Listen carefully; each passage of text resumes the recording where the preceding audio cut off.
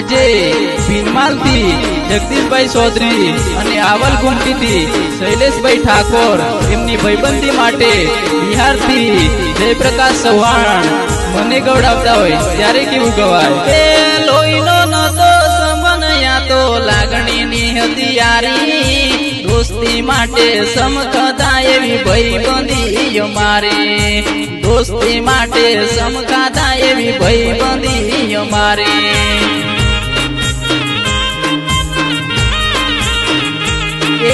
हारे परतान हारे मळता क्यों गया ए धन हवे ए मळता नथी, फोन मने करता नथी।